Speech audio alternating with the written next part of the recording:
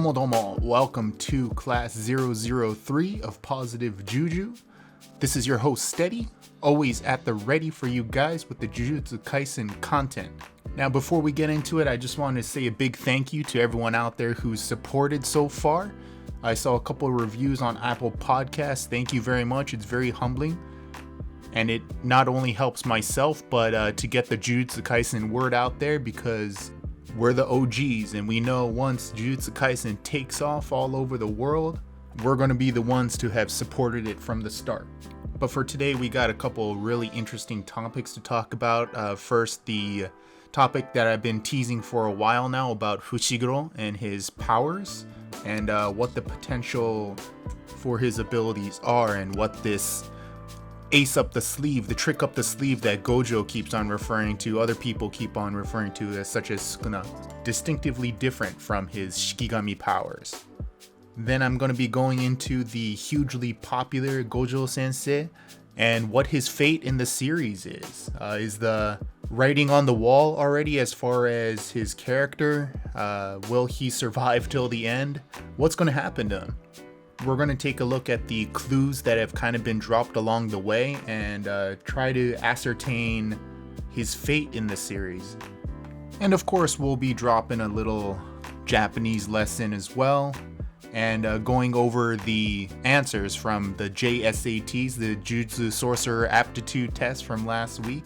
The answers from last week, and then I got 3 fresh new answers for you, right out of the oven, nice and hot.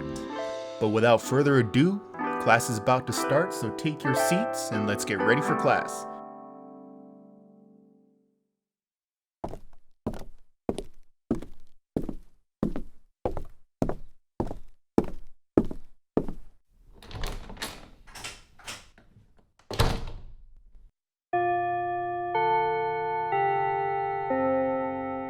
Ja, そろそろ行ってみる？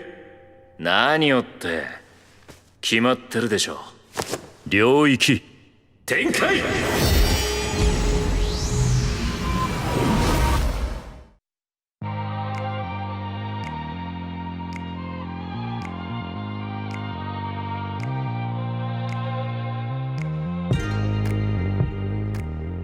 So first up, we got Fushiguro Megumi, everyone's favorite brooding, cool guy, who at first glance seems to be kind of the too cool for school kind of archetype, but really is just a big softie. A huge teddy bear with a heart of gold inside, and he's not afraid to show it. To be honest, I think that's what separates him from the typical archetype in other manga as well, is that at first, he doesn't really show it that much, but it's very quick. His character develops very quick in the sense that he shows his feelings, and he's not afraid to show that affection or really protect his friends in an open way, instead of just kind of always moody and always beating around the bush and such. But we're not really here to discuss his character development, we're talking about his powers. I'm talking about the ace up the sleeve that Gojo refers to, and Sukuna, and why Sukuna is so interested in him as well. And if you've paid attention closely to the manga, he's actually been very close to using this power a few times. So Akutami sensei does draw a lot of influence from Japanese mythology, whether it be different curses, weapons. 2 that immediately come to mind are from the recent flashback arc when Geto uses the Kuchisake Onna. He doesn't explicitly say it, but the design is very close to the Japanese mythology of the Kuchisake Onna, or the slit-mouthed woman, or Fushiguro's dad's inverted spear of heaven. These are just a couple of many examples in the manga where Akutami sensei derives these kind of themes or ideas from actual mythology and incorporates it into the designs of the powers or characters and weapons, for example. Now, I'm not saying that every single character, every single power is explicitly based on some sort of influence or inspiration from history, but oftentimes it is, and we can use that as a hint as to what Fushiguro might possess. Now, it's no secret that Fushiguro does have this hidden power. When he first fights Sukuna, he tries to use it, which catches Sukuna's attention. But if we're really to pinpoint that this is a real thing and a real threat, I think chapter 58 is where you want to look at. Go ahead and take a look for yourself, specifically when Gojo is kind of training Megumi and when he's fighting the curse at the Yasuhachi Bridge. Now let me read you off this part real quick on page 9 when Gojo is speaking to Megumi. So he says, I quote, "Right now, you can only judge and match those around you, instead of picturing a stronger future you." And this is the important part, he says to Megumi. "Maybe it's because of that ace up your sleeve. You think in a worst case scenario, if you were to at least sacrifice yourself, all would end well." So Gojo is referring to a specific power, this ace up the sleeve, this kind of finisher move, but it's clearly at a big risk, a self-sacrifice.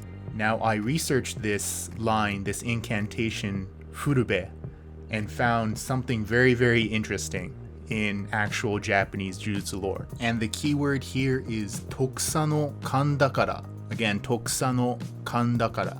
Now the Tokusa no Kandakara can be translated to sort of the 10 treasures of the Jujutsu world, or 10 treasures of the spiritual world. These are specifically split up into 2 varieties of mirrors, 4 spiritual beads, which are called magatama, or curved spiritual beads, as well as 3 scarves, which are called hire in kind of olden times, those kind of long flowing scarves that you see hanging from the neck, and then 1 sword. And the sword is what I want to specifically focus on today, and it has its relations to Megumi. Now Megumi actually refers to this sword by name already in chapter 9 in the Sukuna fight that I mentioned. Again, he's on the ropes, he puts up his fists, and then he says the incantation in full. Furube yura yura, furube yura yura to. Now this incantation is in Japanese called furu no koto, which is kind of a language of the dead and is used in mythology to resurrect the dead. So after he says this incantation, he proceeds to say Yatsukano, which is almost 100% referring to the sword in the 10 treasures. And the sword is called Yatsukano Tsurugi, which is the 8 handles sword. Now it's said that by using one of these treasures along with the incantation, you can actually resurrect the dead or speak with the dead. And this baby is exactly what Gojo was referring to. Now we're not sure what the extent or how many treasures Megumi uses or possesses, or if all the treasures are going to be referred to. But my theory is that Megumi can at least use this 8 handles sword, use this incantation, and resurrect the dead at a cost of sacrificing his own life. An ultimate power, incredibly strong, but he has to sacrifice his own life. Now, what form this 8 handles sword will take is very unclear. I mean, a lot of it is up to the Akutami sensei's creative interpretation. Like Fushiguro Papa's inverted spear of heaven, the design was very different from how the actual object is. So this 8 handles sword could possibly even be a shikigami, we're not sure. Can he use this sword as an actual weapon, or is the sword just used to resurrect the dead? And it kind of reminds me of, if you're a fan of Bleach, and Akutami sensei has expressed their love of Bleach as well and their inspiration, it's very reminiscent of First Captain Genryusai's kind of Bankai power where he resurrects the dead. Maybe it'll be kind of similar to that.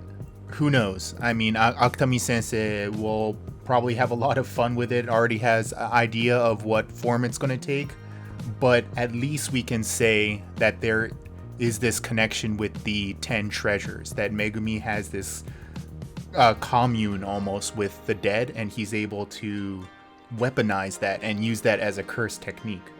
But who knows? Who knows when we'll actually be seeing it? It almost kind of sounds like a endgame strategy, kind of something that, like Gojo said, ace up the sleeve when there's no other choice. So we most likely won't be seeing it for a while, but it's cool to talk about. So what connection does this have to Sukuna, and why does Sukuna take such an interest in Fushiguro? And I think it's precisely because of this power. Sukuna could quite possibly utilize this ability, Fushiguro's ability to resurrect the dead, to actually resurrect himself. So Sukuna is going to try to come back and resurrect his whole body and be separate from Itadori. That vow that Sukuna made with Itadori to give him control of the body for a certain amount of time, he's going to use it at that precise time when Megumi uses his power. So I'm calling it right now. I'm putting in my bets for that. So we'll see what happens. But you heard it here first. But that's enough about Megumi and his powers for today. We might revisit it again down the road if more hints kind of come up. So I'll let that kind of process in your head for right now, so you can form your own theories. Let me know if you've got something good. But let us move on to today's Japanese lesson.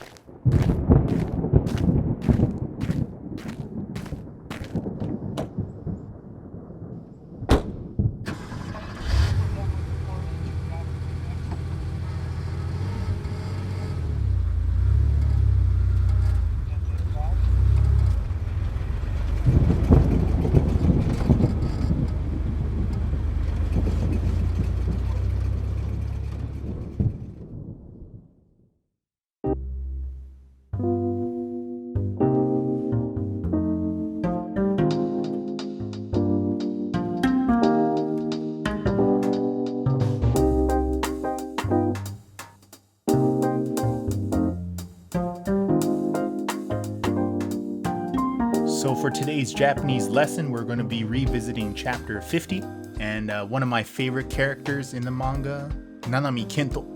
That's right, Agent 7-3 himself. Now this is in the midst of when Yuji and Aoi are fighting Hanami, and he starts using the Black Flash strikes.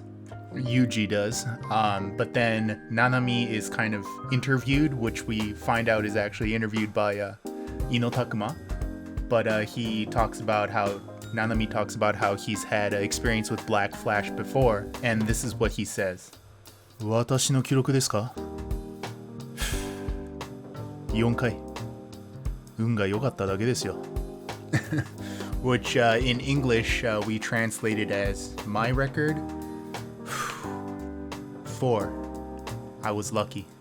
Meaning he was able to successfully use Black Flash 4 times in a row, which is very rare. And in Japanese, he says, 運が良かった.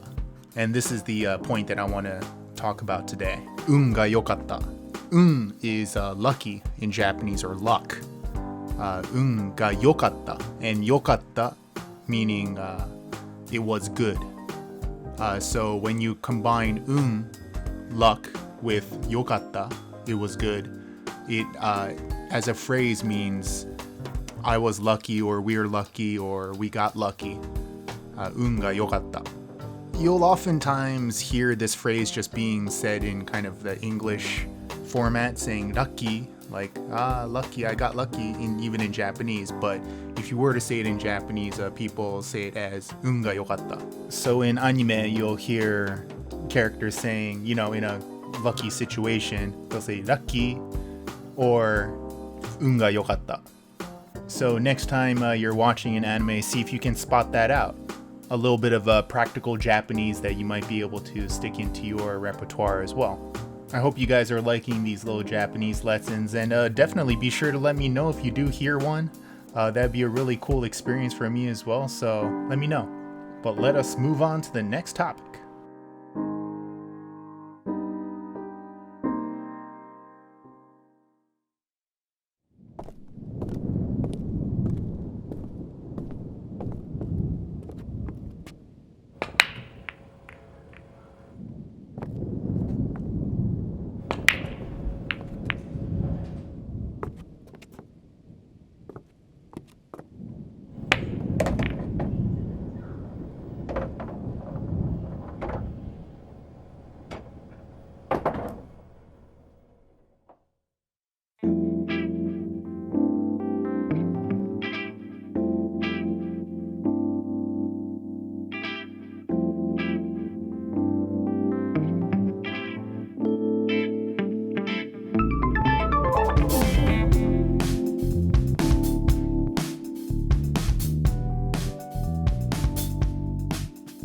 So Satoru Gojo, the self-proclaimed strongest Jujutsu sorcerer alive, what is his fate in the story? Now, Jujutsu Kaisen is a series in Shonen Jump that tends to kind of deviate sometimes from the classic tropes of SJ, but in the end, there are a lot of things that do kind of follow the quote-unquote rules of Shonen Jump as well, right? Now, Gojo Sensei is very OP, clearly. He claims himself to be the strongest, and not only himself, but Akutami Sensei has also outright said that Gojo is currently the strongest character in the series. We were able to see in the flashback kind of his vulnerabilities, but he learned very quickly from those experiences and has adapted his abilities in a way which is very difficult to see how you take him out now. And Geto, who is very familiar with Gojo, has expressed this same notion. So what oftentimes happens in Shonen Jump when a character like this is introduced whose powers are all revealed? At this point, it's hard to see Gojo getting any stronger. Like, all the cards are on the table, so to speak. We've seen everything that he's got. He's incredibly strong. So he's kind of hit a ceiling. He doesn't really have too much more room to grow, if you ask me, as a character. We've seen all his powers. We've kind of seen his flashback.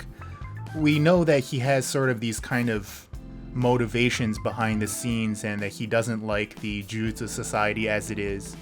But we've seen his potential and we've seen what he has to offer now. And oftentimes, characters like this in Shonen, it becomes very, very dangerous territory. And what I mean by that is characters like this oftentimes kind of get put on the sidelines or just downright die. So if you look at kind of traditional examples in Shonen Jump, you can look at something like Rurouni Kenshin, Samurai X, Kenshin's teacher, Hikoseijuro. He's extremely powerful, much powerful than Kenshin. He could wipe out someone like Shishio right away if he wanted to, but he's kind of taken out of the equation, right? He doesn't want to get himself involved. That's the reasoning behind it. But if he were to be engaged in the actual combat, all of a sudden, it's not fair anymore, right? And it's not an interesting story. In Naruto, for example, we can look at someone like Jiraiya. He's extremely powerful, obviously. If he were to be actively engaged in the fight, it would kind of unbalance the terms, so to speak. He's passed on the teachings to Naruto, and he's, I hate to put it this way, but kind of served his purpose in the story, right? So I think this is kind of what Gojo's path is going to lead to. Not necessarily death, but he will be out of commission. And when I say that, I'm referring to what Geto says.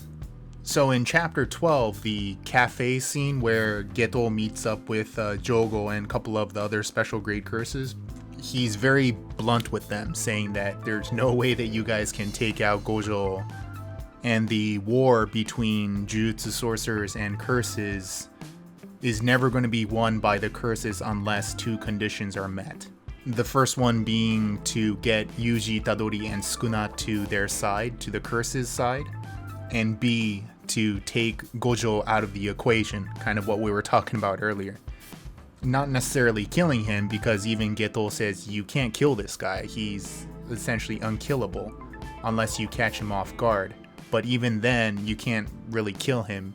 You have to trap him. And this is his suggestion, is using this special grade curse object called Gokumon Kyo, or which translate into prison realm. So we don't know exactly the effect, but it sounds like it's something that can be used to trap someone, maybe kind of in an alternate dimension, or put them in a state of comatose. To be honest, a condition like this wouldn't be mentioned this specifically unless I think it's going to happen. They're going to be successful in taking Gojo out of the equation in the Halloween arc, the one that everyone's waiting for when all stuff that goes down. So this, in addition to a couple more reasons. Akutami Sensei has mentioned in a recent author comment that Gojo's ability to manipulate the infinity to prevent objects from hitting him is almost always on. And it's explicitly said that way in Japanese and in English. So this is implying that there are small moments where he is vulnerable, even today. And this is probably where they're going to take advantage of using the Prism Realm. I don't think Akutami Sensei would write this without actually hinting at something, but take it as you will, but I think it does speak to the theory. And the last reason that I wanted to point out is the fact that Gojo is very adamant about the next generation of Jujutsu sorcerers, right? He's saying that people like Itadori Yuji or Okkotsu or the third year Hakari, Aoi, all these guys are going to be the next generation. They're going to be more powerful than me someday. And he's very adamant about the restructuring of the Jujutsu Society, and it's not going to be just me. It's going to be all these guys. So there's a hint at the passing of the torch, so to speak. And the role of mentor that Gojo is going to have to people like Yuji or Megumi, Kugisaki is only going to last for so long. Which, as sad as it sounds, I think would be the right move. You have to kind of keep things fresh in that way, right? So obviously someone like Nanami is still there. Eventually when Okkotsu comes back, please come back. Maybe he'll be kind of a mentor figure, a rival figure almost to Yuji as well as Megumi. I would just love to see Yuji and Okkotsu's banter and just kind of them getting along. You can see them getting along, right? That would be amazing. So all these reasons, like the fact that Gojo is just getting too powerful, Gege's comments, the fact that he's already kind of showed off all his powers, Gojo's outspokenness about the next generation, and Geto's little condition of taking Gojo out of commission, I think this is all evidence that Gojo will be taken out of commission. Maybe not permanently, but for a significant point of the story, I think that's going to be kind of a momentum shift, a kind of turning point in the story. And I think it'll make things a lot more interesting, because as long as Gojo is there, you have nothing to worry about. And that's having that safety net, and then having that safety net taken off creates that tension, right? Creates that interesting story. Like, oh, what do we do now? We have to be on our toes. So after hearing this, what do you guys think? What do you think is going to happen to Gojo down the line? It's fun to talk about. Go ahead and comment on my Twitter. I'm more than happy to hear the different theories that are out there.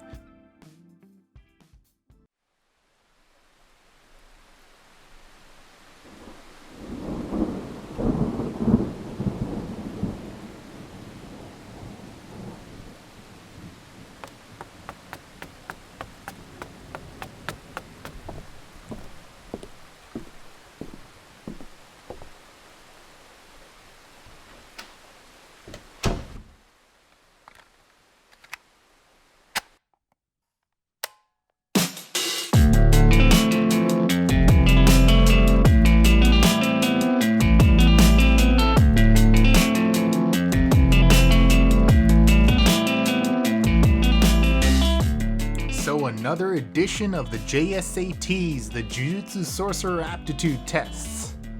Thank you to everyone who decided to participate in last episode's test and commented on my Twitter. You guys are some smart cookies out there, and I felt that love for the series, not gonna lie. So let's go over those answers before we get into a fresh batch, starting with question number 1, which was about Aoi Todo's curse technique, and that it's named after a famous music genre.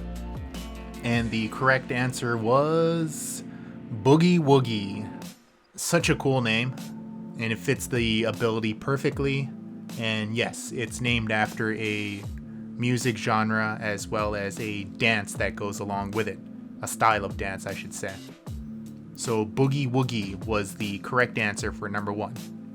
Number 2 was about Yuji Itadori, and when he introduces himself to Principal Yaga, he expresses that he's a fan of a famous American celebrity.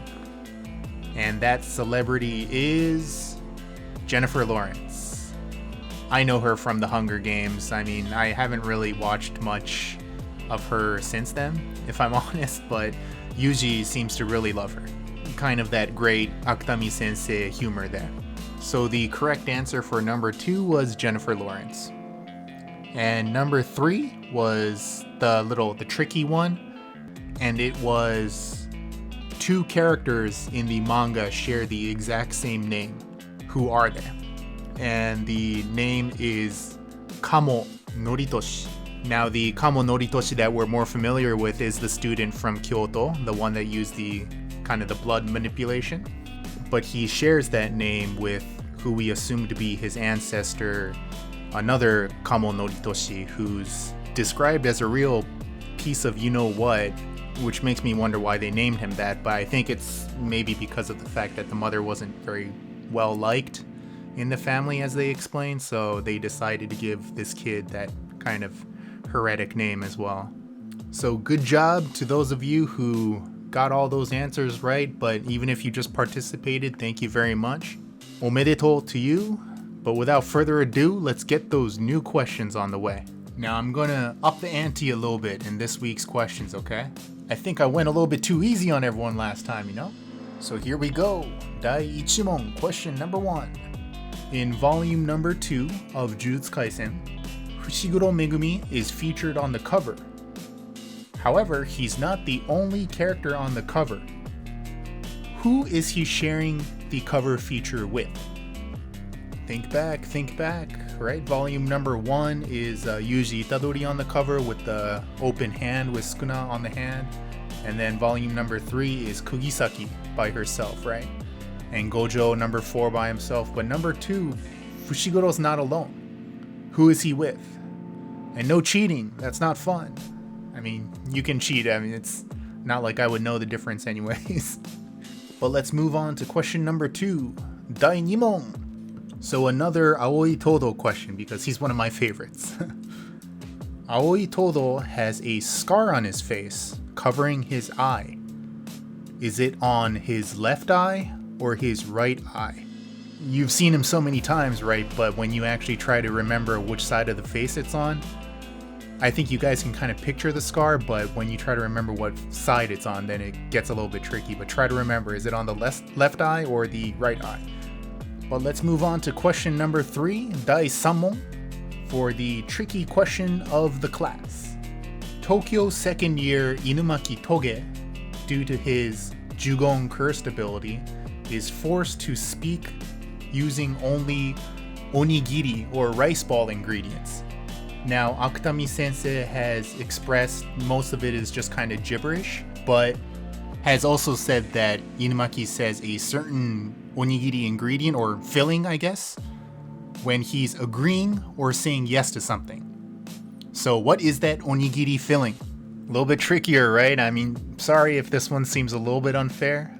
It's actually not explicitly mentioned in the manga itself, but if you follow kind of the extras and little trivia and stuff, and even on my Twitter page I've mentioned this, Akutami sensei has said that he says a certain filling when he's agreeing to something. So those of you out there who are confident in your JJK knowledge, put up or shut up. Alright, so if you guys want to participate in this week's JSATs, go ahead and find me on my Twitter at ReadySteady20, ReadySteady20, the numbers. And go ahead and comment on my Twitter post for the podcast. And see if your answers are right, and we'll reconvene next time and compare answers.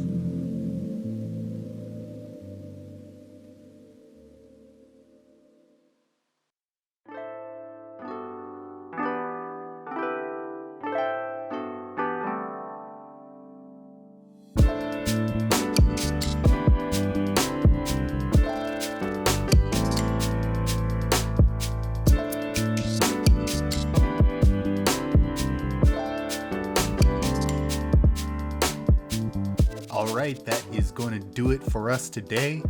Hope you enjoyed today's class. Jujutsu Kaisen is already coming out with its 7th volume, and it seems to be going strong.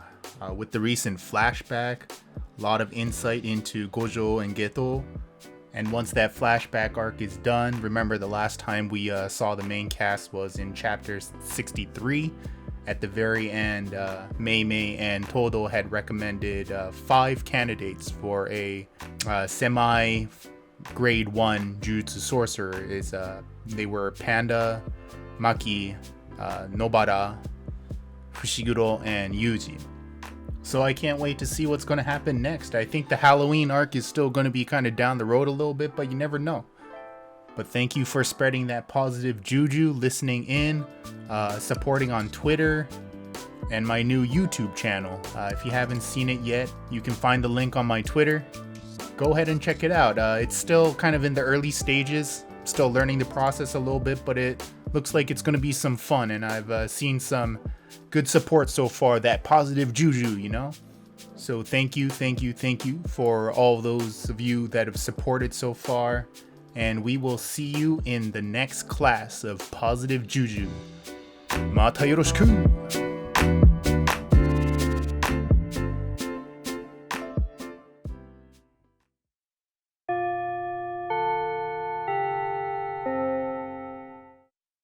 お疲れ様さ。